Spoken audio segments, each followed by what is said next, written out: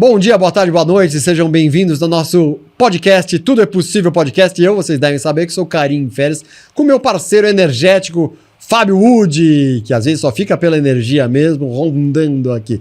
Recebemos pessoas diferentes, sensacionais. Todos os episódios vem uma pessoa com sua história de vida. Antes de eu apresentar a pessoa de hoje, eu vou falar para você se inscrever no canal. Não sei se você já está inscrito ou não. Se está inscrito, inscrever-se aí é porque você não está inscrito ainda. Aí você clica lá no inscrever-se, aí muda para inscrito. Aí você vai estar inscrito, hein? Então vamos chamar o entrevistado de hoje, que é um cara sensacional. Seja bem-vindo, Vicentini Gomes. Karim, que prazer estar com você. Finalmente você me chamou, né? Finalmente você veio. Finalmente nossas agendas bateram. Fizeram as pazes. Vicentini Gomes, ator, diretor, autor, produtor, posso dizer produtor de filmes, mímico, que mais? Faltou alguma coisa? Mímico eu fui, né? Mímico você foi. Mímico eu fui. Hoje eu sou um palhaço gordo. Aliás, por falar nisso, eu quero saber a sua história desde pequenininho. Como você foi parar no teatro? Porque eu já te conheço, você se conhece há uns 30 anos. Eu acho que a primeira vez eu fui te ver, não sei se a gente já se conhecia. Eu fui te ver no Confidências do Espermatozoide Careca. Não lembro se a gente se conhecia ou não. Numa sala qualquer de São Paulo, não lembro qual também. Mas foi uma peça que me marcou. É do Carlos Eduardo Novaes? Carlos Eduardo Novaes. Me marcou profundamente, adorei e pensei, caramba, eu queria estar fazendo isso. Deve fazer uns 30 anos ou mais? Quando foi? Estreia em 89. 89, então mais de 30 anos. Estreia em Blumenau.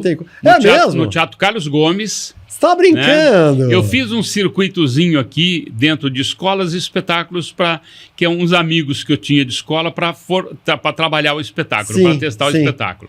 Direção do Antônio do Vale, o texto do Novaes, direção de Antônio do Vale, cenário Petrônio Nascimento, saudoso Petrônio, grande e talentoso.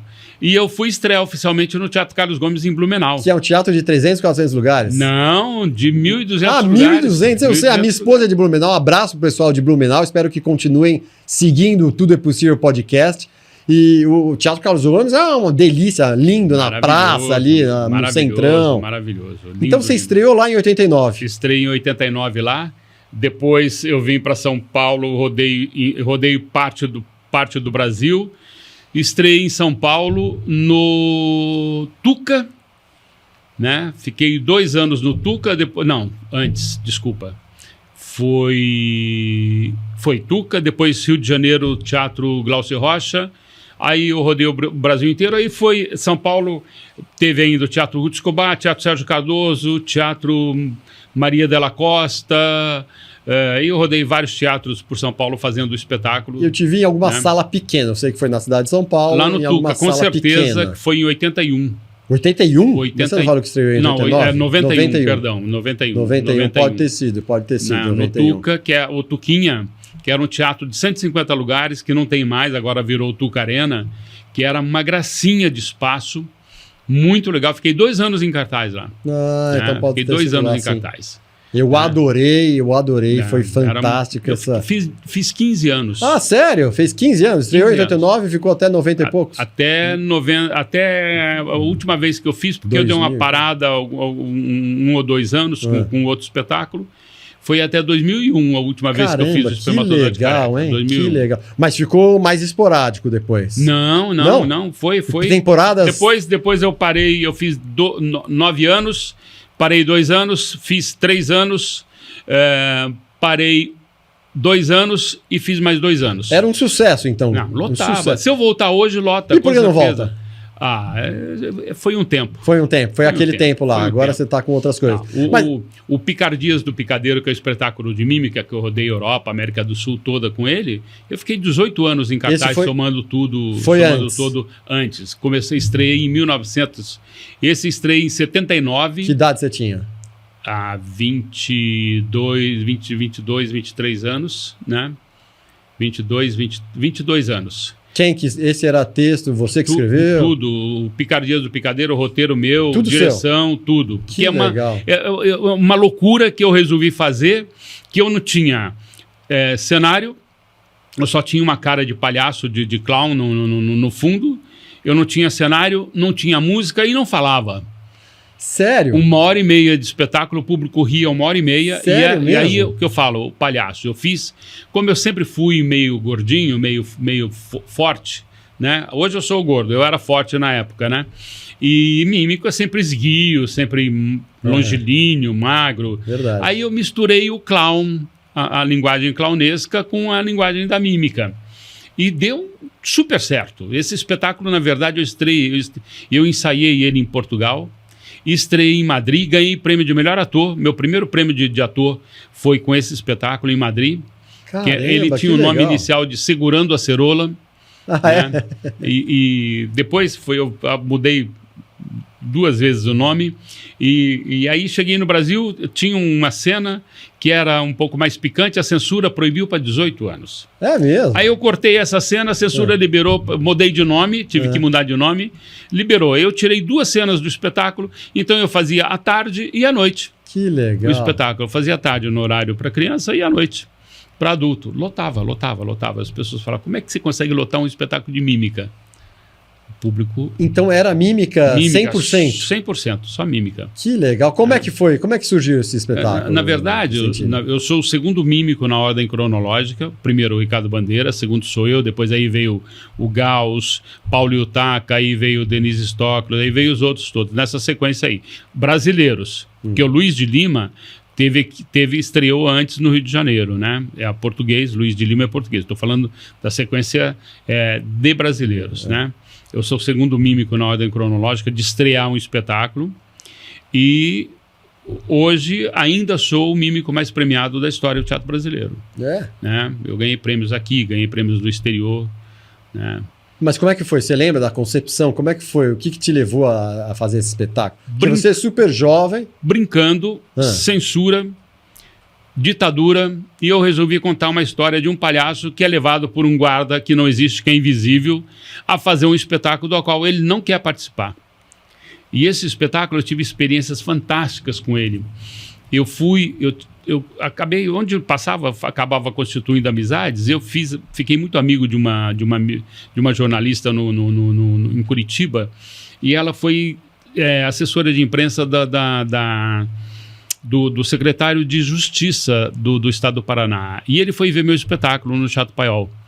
Ela falou, Vicentini, você não quer fazer uma apresentação no manicômio judiciário? Eu gostaria de fazer no presídio e no manicômio judiciário. Eu falei, eu topo. Mas eu topo, assim, meio no impulso. Porque eu tinha feito, naquela semana, o primeiro espetáculo para o Instituto F, está lá em Curitiba, que é de surdos mudos. E foi fantástico, foi uma coisa assustadora, porque eu tinha uma cena que era uma narração de um jogo de futebol no espetáculo. Era um radinho de pilha que eu brincava, ligava o radinho, desligava o radinho, tinha problema. E aí, a hora que eu percebi que eu estava fazendo a cena do rádio, escutando o jogo de futebol. Mas saía som? Não, nada. Eu tinha reação. E o público, a plateia... Mas não tinha som nenhum, não tinha cenografia. A plateia reagia junto, a plateia, mesmo o espetáculo adulto, a plateia gritava gol, o pessoal chamava o juiz ladrão. Aí, de repente, eu comecei a ver os surdos interagindo. Eu travei. Eu fiquei sem saber o que fazer. Eu falei, e agora? Grito gol, o que eu faço? Eu cancelo a cena? Continuei fazendo. Cara, foi fantástico, eles gritando gol, chamando o juiz de ladrão, xingando, fazendo gesto. Foi fantástico. Aí fui fazer no manicômio judiciário. Tinha umas 150 pessoas, presidiários masculinos, presídio masculino. E a hora que o guarda tinha interação com o guarda, e o guarda não existia, era uma figura imaginária. A hora que tinha interação com o guarda, os presos, que eram todos com problemas mentais, eles gritavam, não bate nele não, seu guarda, não bate nele não, a gente vai dar uma porrada em você. Que loucura. E aquilo virou uma coisa fantástica, eu chorei muito. E eu podia chorar porque estava maquiado, né? E eu transpirava muito também, então ninguém percebia. Mas eu terminei o espetáculo muito emocionado. Foi uma coisa que me marcou profundamente. E essa semana, por acaso, o Facebook me mandou uma imagem de 10 anos atrás, ou coisa assim, que eu postei essa cena no manicômio judiciário. Sério? postou agora há pouco. Por acaso, não. Há um tempo atrás. Eu vi essa imagem novamente de lembrança, aquelas lembranças que eles te passam, né? Que legal. Então tem histórias fantásticas aí né? De mímica. Como você foi parar na carreira de ator? Eu morava numa fazenda. Meu pai, eu cheguei na idade de escola e meu pai me mandou para casa de uns amigos em Londrina, né? E eu cheguei lá numa família de japoneses, amigos japoneses, e ele não falavam muito pouco português dentro da casa. Então eu estudava de manhã na escola de português e 2 vezes por semana à tarde eu ia na escola de japonês junto com as crianças também lá. Engraçado isso, né? Aí eu comecei também a falar japonês nesse período. Hoje nem bacataré mais eu falo. Nem mais o quê? Bacataré, que é bobo. Né? Ah, bacataré é bobo. Não é nem palavrão mais, aquelas coisas que a gente brincava. Aí uma professora, a professora Cecília, que depois, tadinha, quase que eu mato ela um dia lá também, num espetáculo que eu fui fazer lá em Londrina. Ela perguntou assim... Conta essa história. Ela perguntou assim, nós vamos fazer uma peça de teatro. Você é bastante dinâmico, você quer participar com a gente? Eu perguntei para ela, o que é teatro? Quantos anos você tinha? Eu tinha 7 anos. Ah, bem pequeno. 7 anos. Naquela época a gente começava a estudar mais cedo, né? Não, hoje vai para pré-escola, mas naquela época, o primeiro ano, você entrava... Eu entrei com 7 anos e completei 8 anos, que você tinha que entrar com 8 anos. Completei 8 anos durante o período, então eu consegui. Primeiro ano. Aí eu fui e participei. Então até hoje eu fico tentando entender o que é teatro, né? Que loucura, que até foi assim. Aí você participou a primeira com 7 anos.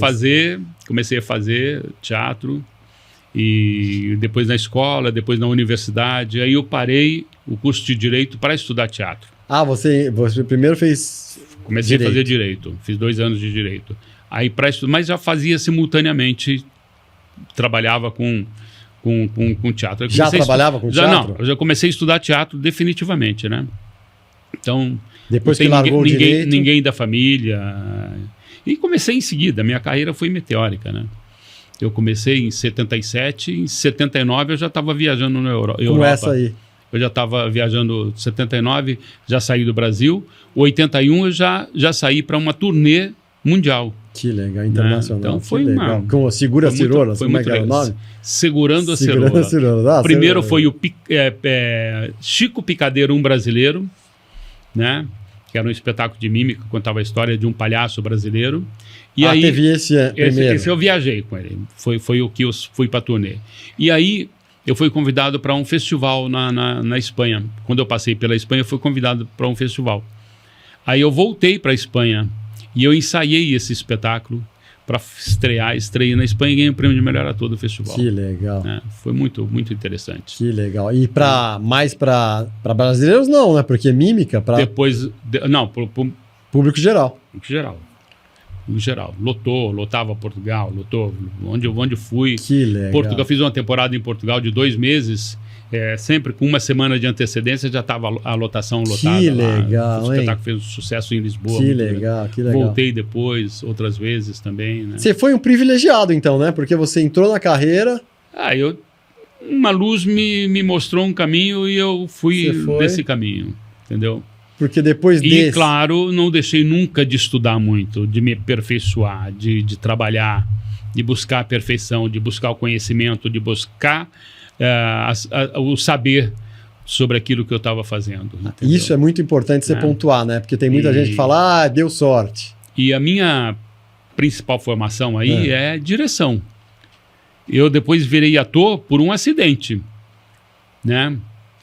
Porque eu dirigi um espetáculo e um ator começou a dar problema e eu sabia praticamente o texto, tinha recém-estreado, fazia 2, 3 semanas que tinha estreado, e eu peguei e falei, ok, gente, eu tô entrando no lugar. Mas até então você só fazia, você dirigia? É mesmo? Direção. No começo foi assim? Direção. Eu tenho críticas do início dos anos 70, 80, final dos anos 70, 80, me comparando a Antunes Filho, com um novo Antunes Filho. Aí eu me aborreci um pouco com os atores brasileiros que não estudam. Você passa uma coisa para ler, uma coisa para estudar, não acontece. Então, aí a coisa do ator começou... Aí eu eu produzi um espetáculo que a censura proibiu e eu levei um prejuízo tremendo. Qual foi? Produção. Chamava Sonho Transcendental. Sonho Transcendental. Aí eu produzi um espetáculo para criança, que era o que era possível fazer com o dinheiro que a gente tinha. Não tinha... E aí eu comecei a estudar mímica, comecei a fazer mímica. E produzi um espetáculo de mímica como mímico. Você começou, desculpa te cortar. Você começou a estudar mímica aonde? Com o Ricardo Bandeira. Aqui em São Paulo. Teve um curso patrocinado pelo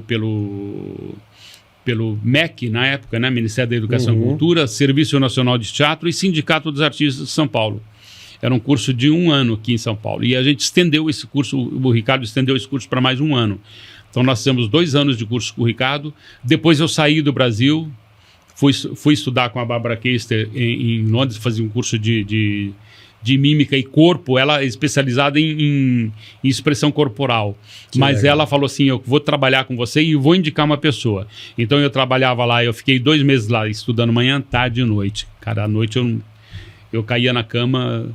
Desse período aí, se eu falar que eu conheci Londres nesse período, eu não conheci. De manhã à tarde à noite. Tinha uma folga, que era domingo, eu dormia o dia inteiro, porque eu não conseguia. O corpo... Claro, né? Porque imagina como devia ser a aula de corpo. Manhã, eu estudava 4 horas de manhã, 4 horas da tarde e 3 horas da noite. Caramba! Então, 11 horas por dia estudando corpo.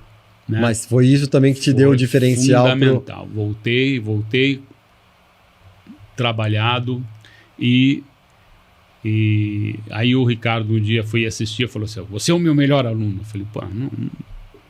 Ele falava que eu nunca ia ser um mímico porque eu era muito gordo e era muito duro. Aí depois que ele viu meu espetáculo, falou, você é meu melhor aluno. Que legal. Eu fiquei amigo dele, ele era uma pessoa bastante... Você chegou a conhecer o Ricardo? Não cheguei. Uma pessoa extremamente talentosa, extremamente culta, mas tinha um problema que a bebida atrapalhava ele bastante. Caramba. Né? Então, mas era uma pessoa que eu tenho muita gratidão por ele ter passado no meu caminho. Que legal, demais, né? Vários, né? Porque essa de Londres... A Marion, que era aqui do Conselho Britânico, aqui da cultura inglesa... Todo mundo que vinha da Peterbrook, que veio de lá, todo mundo que vinha da Inglaterra para cá, a primeira pessoa que ela encaixava era eu. E me falava, você está escalado, pode parar e ir lá. Que legal. Eu ia, então eu agradeço muito. Justino Marzano foi o meu professor de direção, e ele é da Academia de Arte Dramática de Roma. Ele veio para fundar a Escola de Cinema de Belo Horizonte, né, da universidade, e depois veio para São Paulo, fundou uma escola aqui, chamado Piccolo Teatro de São Paulo, que era na Alameda Barros, para cá, né? Que era na Alameda Barros. E o Sábato chegou a fazer crítica na época, dizendo que era melhor do que a IAD na época. Que legal a escola, hein? Então, era muito legal. Esse cara, eu conheço. Paula Martins, que é outra que trabalhou o corpo. Mas deixa eu te perguntar, aí você fez esse espetáculo de mímica durante 15 anos. E aí, 18 anos. 18 anos. 18 e aí anos. você... Mas eu nunca deixei de fazer outros espetáculos. Ah, tá. Você foi conciliando.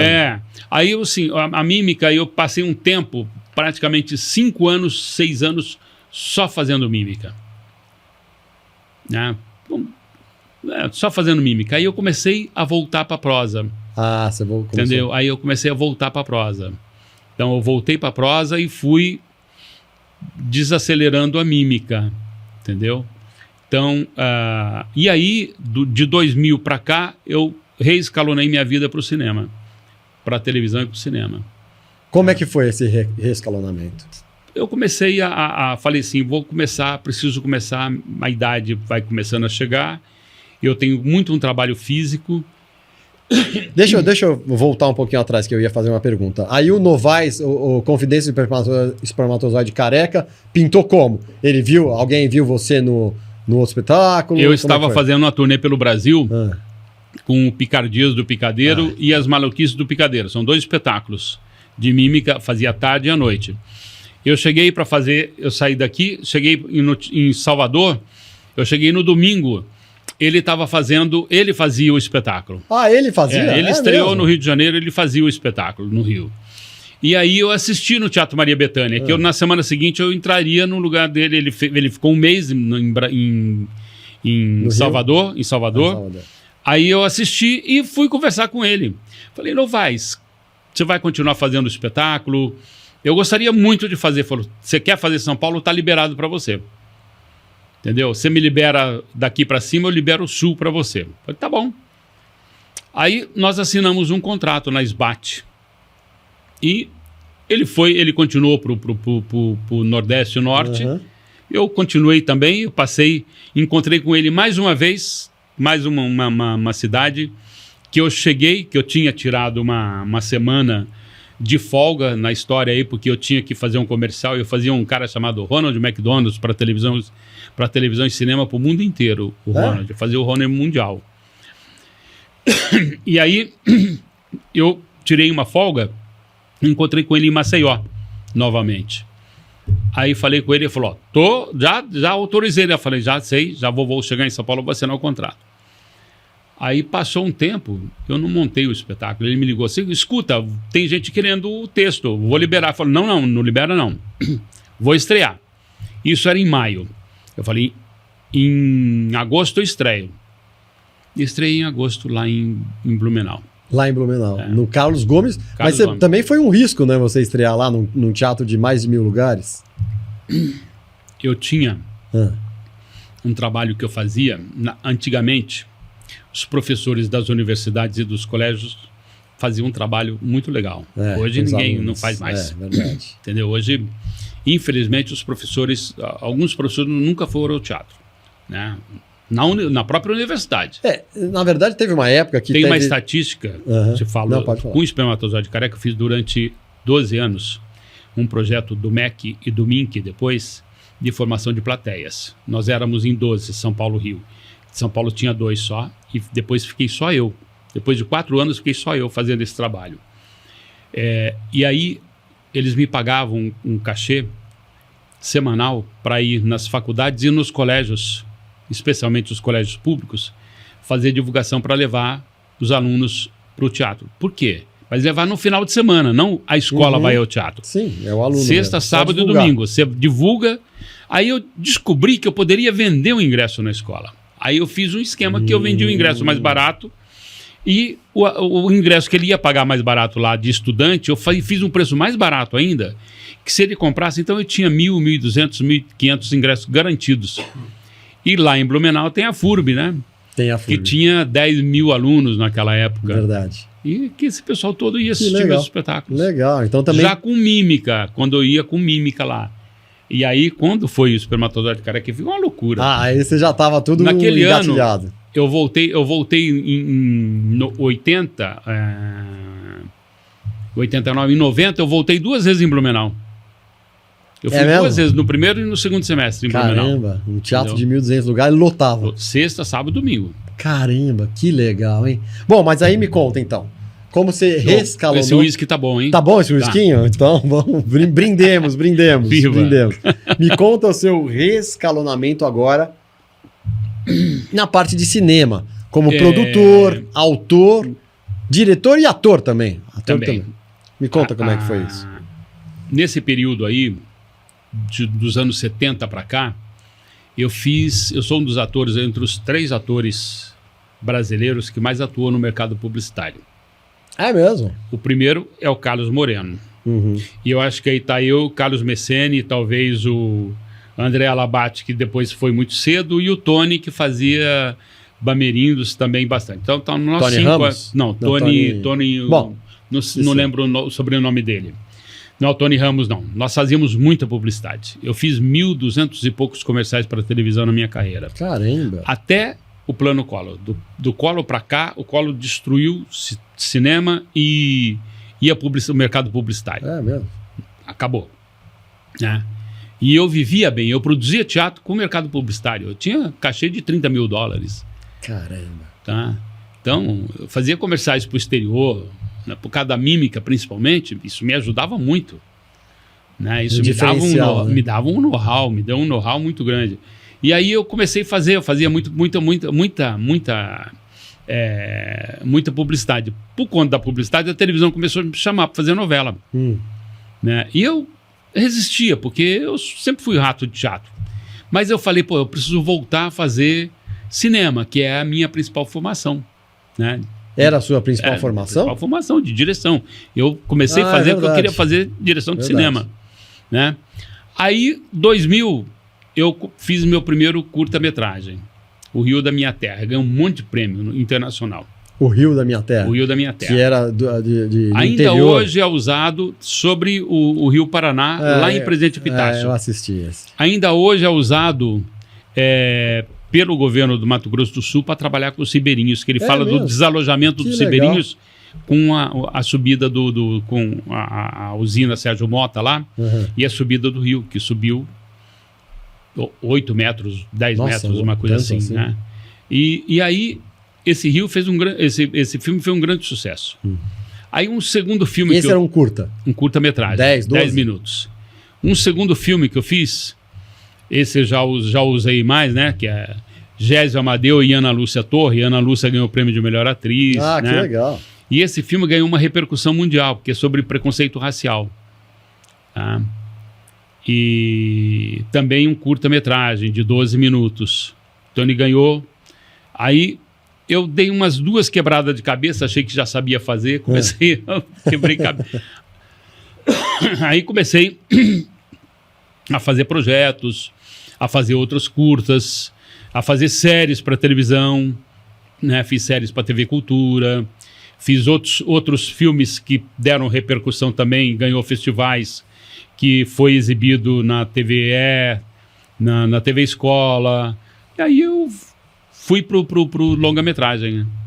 Comecei com os longa-metragens. Comecei a fazer filmes históricos, documentários históricos. Isso meados de 2000? Isso. Na sequência aí. Né? Um filme por ano, né? Um trabalho por ano. E começou a dar certo. Que legal. Né? Mas você com o patrocínio, como que funciona isso? Correr atrás, tem que bater na porta. Você vai correndo atrás. Leis... Tem vários caminhos, né? Aqui no estado de São Paulo tem PROAC ICMS, tem PROAC Edital, tem agora a Lei Paulo Gustavo, né? Você se inscreve nas leis, aí vai bater nas empresas, toca um projeto. Tem o edital que você concorre com todo mundo lá. Tem a lei, o artigo 1º-A, a lei do audiovisual, que são vários artigos que você pode escolher qual que você quer, né? E deu certo, a coisa tá dando certo. Eu fiz, agora estou com 3 filmes para lançar, né? 3 filmes para lançar. Que loucura. Eu fiz o filme mundial mais premiado sobre a pandemia. Sério mesmo? Chama Doutor Hipóteses. Ontem eu ganhei mais 2 prêmios no México. Que legal. Longa? Longa-metragem, ficção.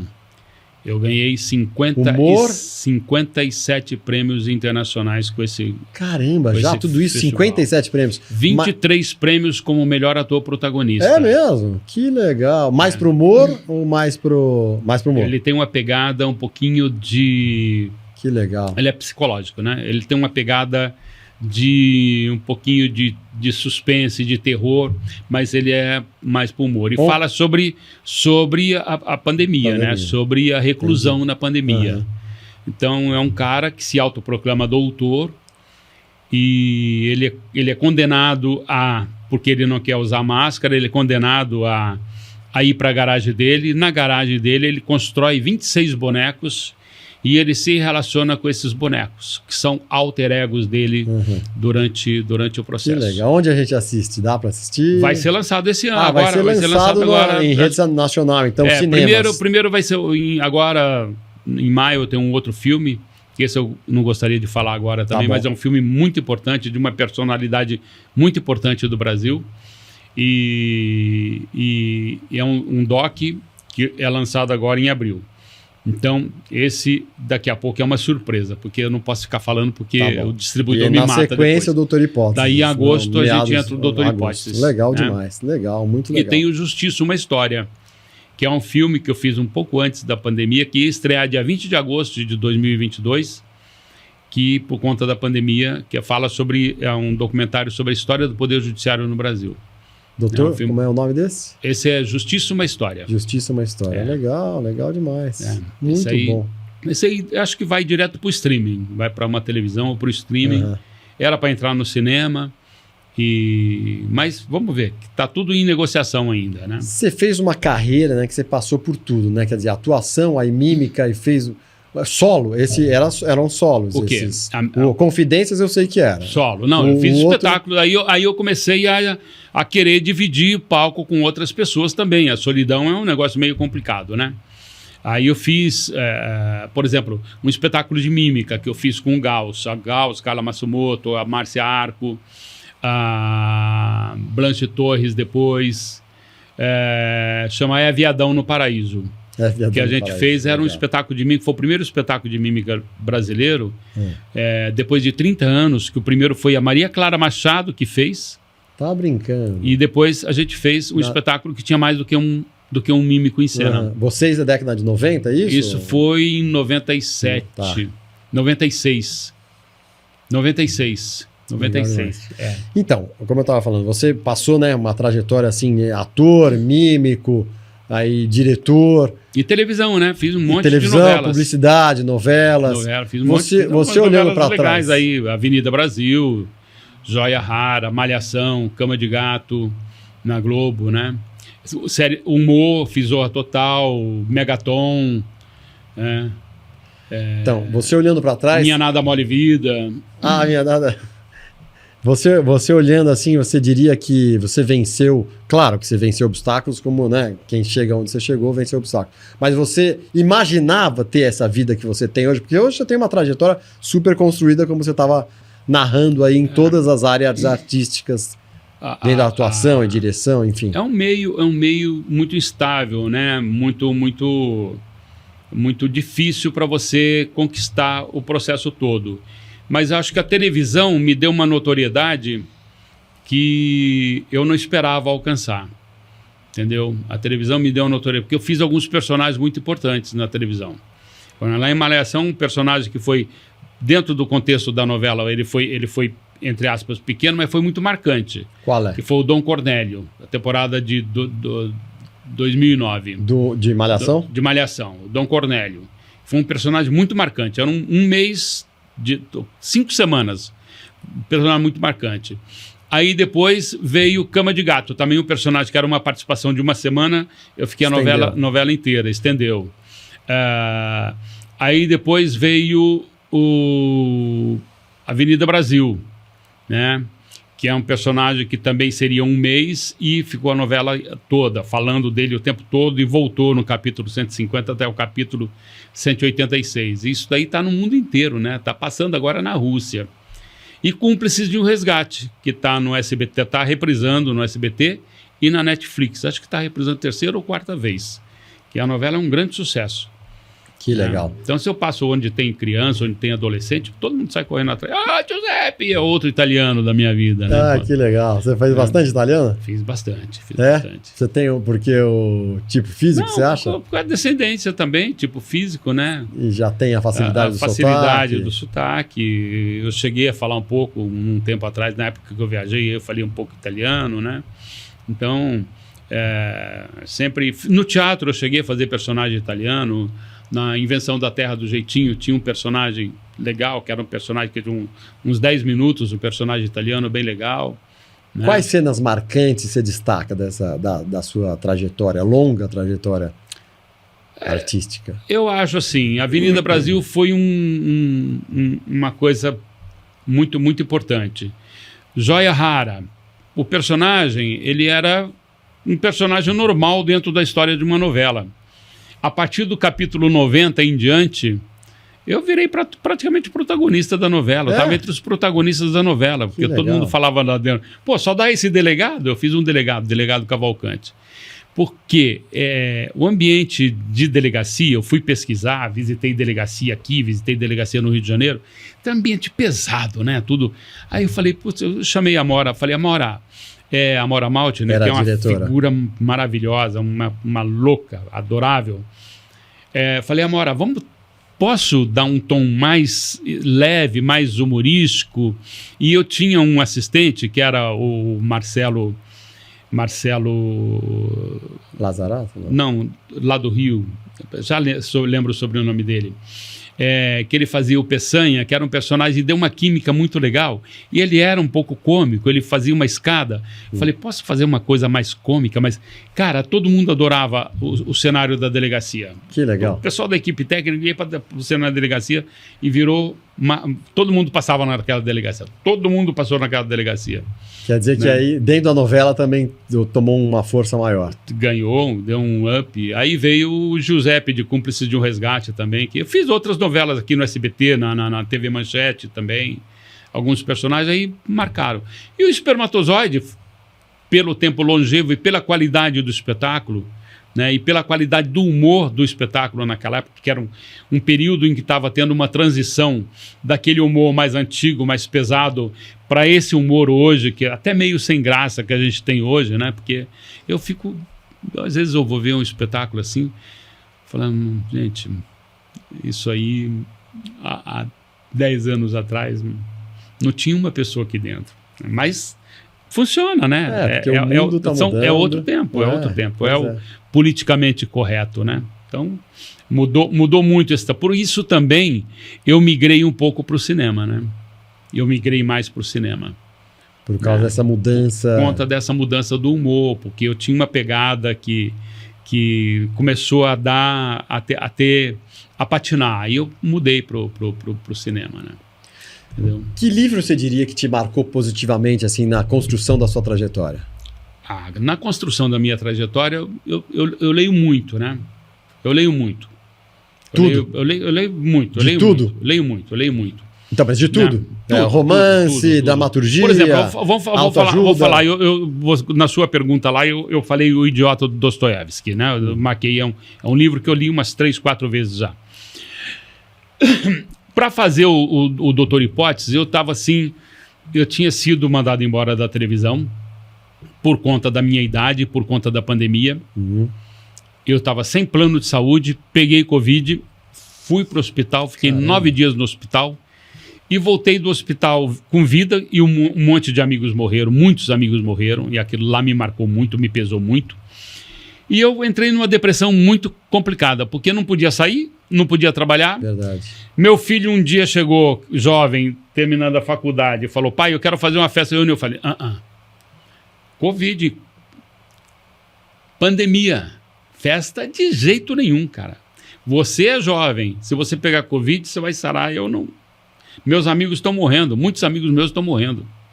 Amigos que frequentam a minha casa e que você conhece desde quando você era moleque, estão morreram. De jeito nenhum. Aí passou uns 15 dias, ele falou, pai, eu estou pensando em morar com os amigos. Siga com Deus. Vai lá e se cuide só, né? Eu fiquei sozinho. Não trabalhava, não fazia nada, eu comecei a escrever. Aí um dia eu fui na garagem da produtora e procurar um livro que eu queria reler. Na garagem da sua produtora? Da produtora. Porque na garagem está cheio de estante com livro, né? Aí eu não achei esse livro. Vi um monte de livro lá, falei, não me interessa nada, eu quero esse livro. Onde que está esse livro? Deve estar lá para cima. Aí de repente, sabe quando te dá uma... Sentei numa cadeira que tem lá embaixo, tudo fechado, de repente começou a entrar um raio solar, num respirador que tem na garagem em cima, uma luz. Começou um raio. Falei, gente, que coisa, eu nunca tinha percebido, eu estou aqui há quase 20 anos, eu nunca percebi esse raio solar aqui. Eu preciso aproveitar isso para alguma coisa. Subi, fechei a porta da garagem, abri e comecei a procurar umas coisas lá. E eu achei uma pasta que tinha um texto chamado Os Malefícios do Tabaco, do Chekhov. Eu peguei, li e reli umas 10 vezes. São 4 páginas, né? Não sei se você lembra. É curtinho, 4, 5 páginas. Eu usava para dar aula de interpretação em faculdades, em palestras. Eu usava aquele texto para falar sobre a construção da personagem, que é um texto complexo. E aí eu falei, isso aqui dá um filme, dá um roteiro de cinema. Eu vou me inspirar nisso aqui. Isso aqui não é isso aqui, mas eu vou me inspirar. Sentei no computador, acho que era umas 9 da noite. Fui parar no outro dia e emendei. Caramba, só parava para ir no banheiro, para comer, para ir no banheiro, emendei direto. Não, você leu, a última vez que você leu, você falou, isso aqui dá uma coisa, já sentou. Sentei e comecei a escrever. Escrevi 220 páginas. Tá brincando. 2 dias depois eu parei e falei assim, agora eu vou dormir, né? Que preciso dormir. Tomar um banho, pelo menos. Tomei um banho e fui dormir. Já tinha acontecido, rolado isso com você? Alguma coisa parecida com isso? Desse jeito não. Loucura, desse jeito não. Que legal.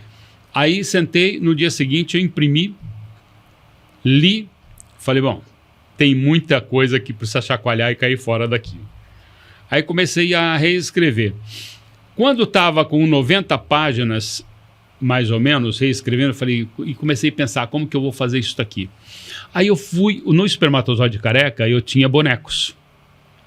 Eu fiz vários outros filmes para criança que eu tinha mamulengo. Brincava com bonecos, filmes históricos. Então eu tinha muitos bonecos lá na produtora, guardado em caixas. Eu comecei a buscar esses bonecos e botei em cima de uma mesa e fiquei olhando para esses bonecos. Falei, e agora? O que eu vou fazer? Como que eu vou fazer? Pandemia. Não posso contratar, não tem ator para fazer. Vou fazer esse filme daqui 4 anos? Falei, não, tem que fazer alguma coisa agora, senão eu vou morrer. Eu tenho equipamento, tenho tudo. Vou arrumar uns 4, 5 malucos aí, um cinegrafista. Alguém para ser meu assistente de direção, porque eu sempre tive vontade, inspirado no Clint Eastwood, inspirado no Chaplin, o Chaplin foi sempre uma inspiração, uma referência. Inspirado no Woody Allen, eu falei assim, eu vou atuar. Porque eu dirigia, mas eu não tinha coragem de atuar. Eu fazia uma participaçãozinha lá, uma coisinha bobagem, eu não tinha coragem de atuar. Falei, é muita responsabilidade. Eu falei, não, agora eu vou me preparar e vou atuar. Aí eu chamei o de aulas Ulisses, que era o diretor da escola de cinema lá do Diário do Grande ABC, Escola Livre de Cinema do Diário do Grande ABC. O de aulas leu, eu falei assim, eu topo, que coisa louca, que coisa maluca. Falei, vamos fazer? Vamos. Chamei o Claudimir, que é bonequeiro, Claudimir Santana. Aí ele falou assim, tô dentro. Eu falei, eu quero que você faça direção de arte. E ele falou, eu nunca fiz. Falei, eu vou te dar material para você estudar. O que é a direção de arte? Dei livro para ele estudar, ele foi para casa, estudou. E ele falou, então vamos lá. E eu manipulo, eu faço os bonecos, preparo. Chamei, peguei o boneco, mandei arrumar umas coisas. Achei um cinegrafista que pudesse e tinha uma menina que tinha pedido emprego porque ela queria fazer cinema. Eu falei, você topa fazer uma espécie de um contra-regra, um assistente geral. Aí, na verdade, você vai ficar olhando o texto se está tudo certo. Você vai ficar corrigindo. E meu filho, eu chamei e falei, preciso de você. Você vai fazer som direto. O pai, som direto. Eu sabia que ele já tinha feito umas coisas da escola, né? Aí montamos uma equipe, todo mundo de máscara. Eu era o único que não tinha máscara. A gente começava a trabalhar 8 horas da manhã, parava para um almoço. Eu fazia comida para todo mundo que não tinha dinheiro, porque aí eu entrei nesses sites de vaquinha, conseguia umas 7 mil, liguei para uns amigos, mais umas coisas que eu recebi de Avenida Brasil, que vendeu para o exterior, de direitos autorais, eu juntei uma parte, eu consegui juntar 50, 60 mil reais e fiz o filme. Caramba, nós que filmamos legal. 2 meses e eu fiz o figurino, a Madalena Machado fez o figurino, ganhou o prêmio de figurinista. E aí, cara, nós começamos a fazer as coisas. Eu falei, olha, de aulas, vem cá. É isso, eu quero esse enquadramento, montava, fazia o enquadramento, fazia as coisas. Essa ação que vai ter, eu pensei isso. Eu planejava de noite, eu já fazia todo... Mas vocês filmavam onde? Na garagem da produtora. Tudo lá dentro? Tudo na garagem da produtora. Tá brincando? Naquela luz que eu vi durante a minha depressão. Isso me curou da depressão. E os livros que eu escrevi, que aliás já te passo aqui, tem 2 livros, depois a hora que você quiser nós falamos deles. Tem uma pergunta que eu faço que é o que você achava impossível e conseguiu atingir, e eu acho que seria isso, não tem nada mais... A depressão que eu venci, e te digo uma coisa, por conta da pandemia, a minha ex-mulher, a mãe do meu filho, pediu para ir morar lá, que eu tenho uma edícula lá no fundo, ela foi morar na edícula. E um dia, com a depressão, eu comecei a tomar remédio também. E aí, putz, isso era uma complicação. E um dia eu precisei fazer um check-up no INCOR e teve que descontinuar o remédio de depressão. E descontinuou, aí eu tomei eu não estava bebendo, eu tomei um uísque, né? Aí tinha que continuar continuar de novo, começar pequenininho, um quarto, depois meio. Mamar de novo, começar de novo, vamos lá. Fiquei 2 semanas para fazer check-up geral do coração, essas coisas todas, e comecei. Dava assim, tinha 20 e poucos efeitos colaterais, eu tinha 22, tinha 25, eu tinha 22. Aí começou a dar mais um, que é vertigem.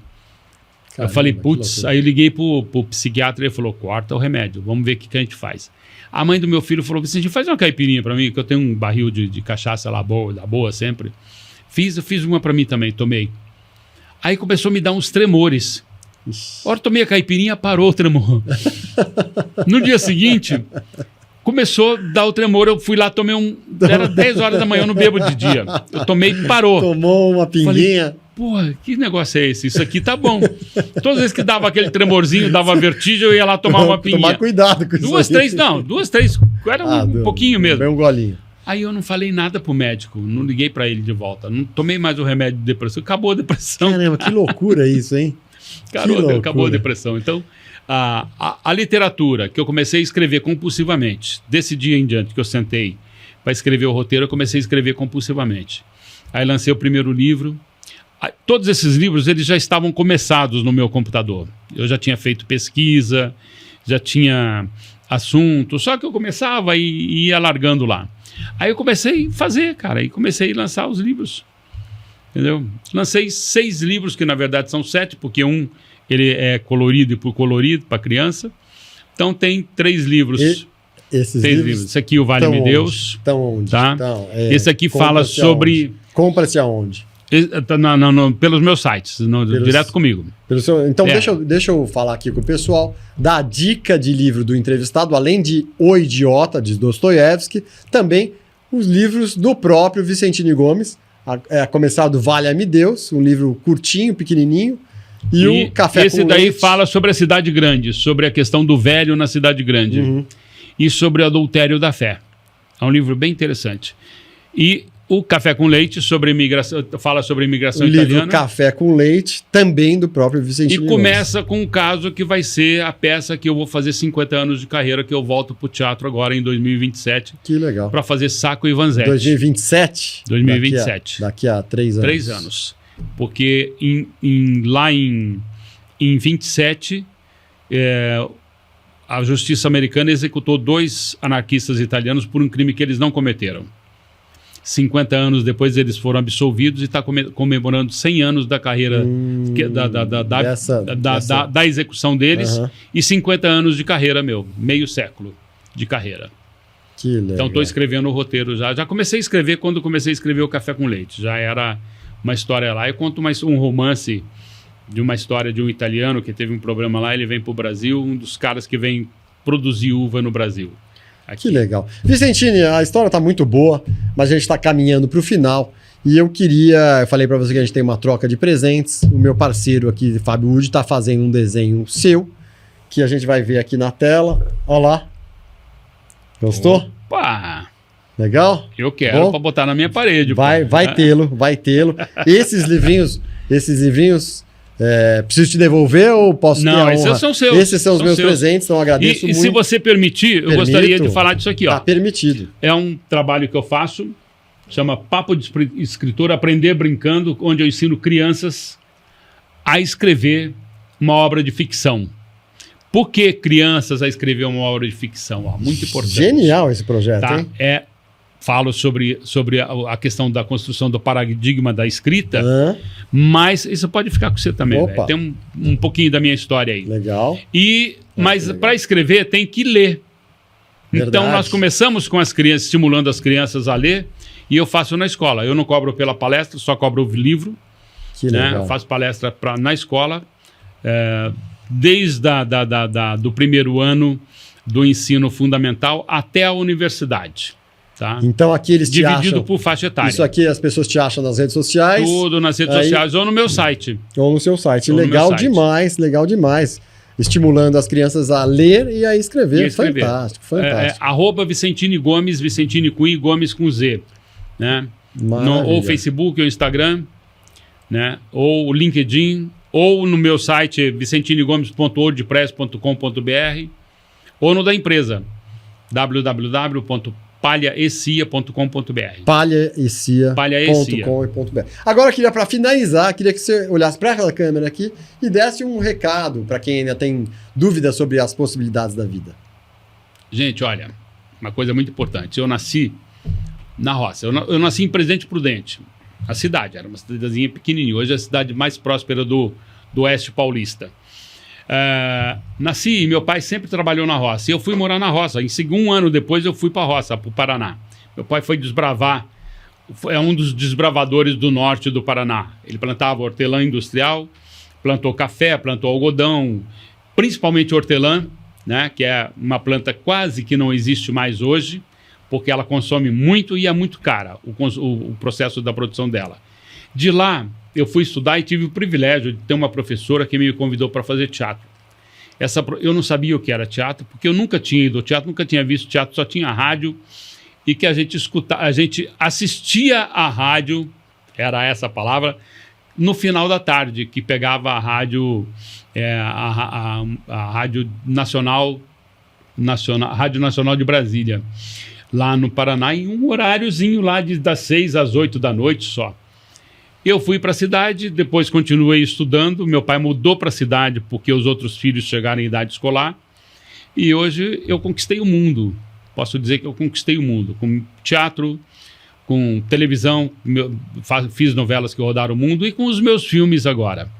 Então, tudo é possível. Tá? Tudo é possível. E eu vou dar um spoiler para você. Eu fiz um filme sobre um cara chamado Ayrton. É o maior campeão do automobilismo brasileiro. Mas eu fiz um filme do Becão, do menino Ayrton. Esse filme é um documentário que conta a história dele dos 7 aos 17 anos, vai ser lançado agora em abril, maio. E esse cara é o maior exemplo de quem tem vontade, quem tem fé e quem tem planejamento, conquista. Eu também sou exemplo disso. Eu saí lá do meio do mato, e estou aqui, sou um homem da cultura hoje. Demais, Vicentini. Obrigado, adorei o papo. Pessoal, esse é o Tudo é Possível podcast. Eu sou Karim Feres, meu parceiro virtual, Fábio Wood, Vicentini Gomes. Vocês nos acham em todas as páginas, as redes sociais, Instagram, Facebook. Nossa plataforma principal é o YouTube. Então vocês nos acham lá, Tudo é Possível podcast. Mas também estamos nas plataformas de áudio como Spotify, Deezer e outras. Então, pessoal, é isso. Obrigado, Vicentini. Obrigado Bora você ser feliz. Pela oportunidade que me deu de estar aqui falando sobre a minha vida, né? Sobre a história, né? Essa é a ideia, Então, a gente que agradece aqui. Bora ser feliz. Abraço para todo mundo, pessoal. Valeu!